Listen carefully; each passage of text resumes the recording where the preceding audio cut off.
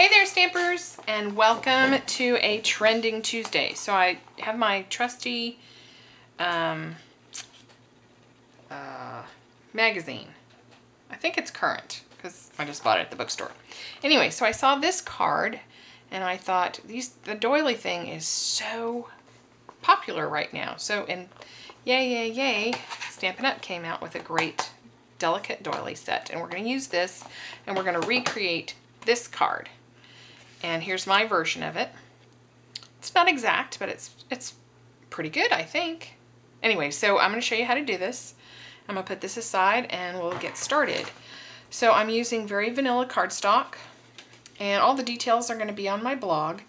And we're using the C and the D block with these two particular stamps. And we're going to start by using this one, and the colors we're using, you're going to need your So Saffron, Early Espresso, and Cherry Cobbler markers, as well as your Early Espresso and Cherry Cobbler pad. You're going to need some basic rhinestones, some twine, and some crochet ribbon. Okay, so we'll go ahead and get started. I'm going to slip this little piece of paper under here while I stamp, so I don't get ink everywhere. So the first one I'm going to do is the small with this one here with Early Espresso, and ink it up well, and then just sort of off the page here. But you want the center still on the card so that we can add our cute little rhinestone. And I'm going to do another one of these up here in the corner. And then I'm going to clean it and use some Cherry Cobbler.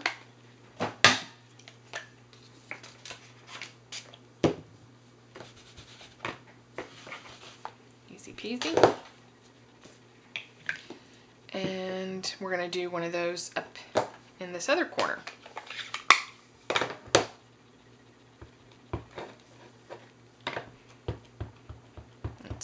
Kind of like so. Very nice. So that's it for our small one. Now the work begins. In order to get these two-tone images, they almost look like, you know, two different stamps, but they're not. It's the one, and you have to do some detail coloring. So I'm going to start with the brush end using the So Saffron. And you're just going to come up on this loop right here, just ever so lightly. And you're going to have to go around the entire image like that. Just catching the very teeny tiny edge of that portion.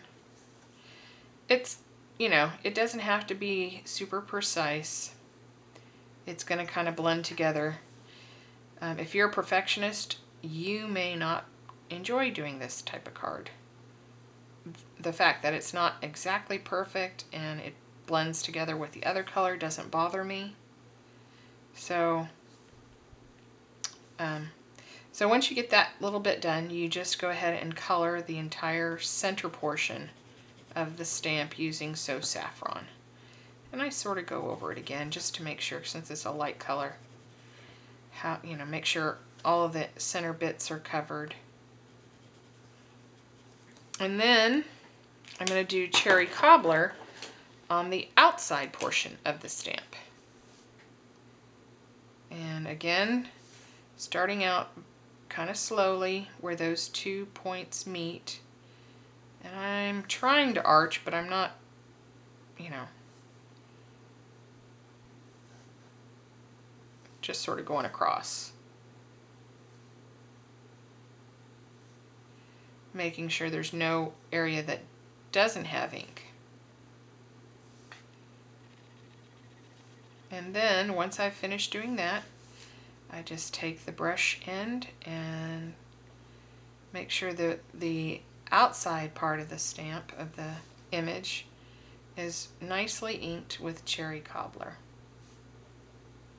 And then once I've finished doing this, I'm going to huff on it to, in case that So Saffron has dried a bit. I want to reactivate it with hot breath. And then we're going to stamp this. Then you're going to need to re-ink it using the opposite. You'll put cherry cobbler in the center and saffron on the outside, and then you'll do it, clean it and do it again and do espresso and then saffron. So I huffed on it. This one's going to go sort of right in here, still making sure we have room for our sentiment, and you want a really good contact here. Like so. I think it's so cute. I don't have time to do the entire thing, but I just wanted to show you how you get that. So you'll clean the stamp, you'll re-ink it using Early Espresso in the center and So Saffron. That stamp will go up here. And then you'll clean it and re-ink it using Cherry Cobbler in the center and So Saffron, and then have that one come in here. Then you'll just use any sentiment you like right in here. And then I'm using the Chantilly crochet trim.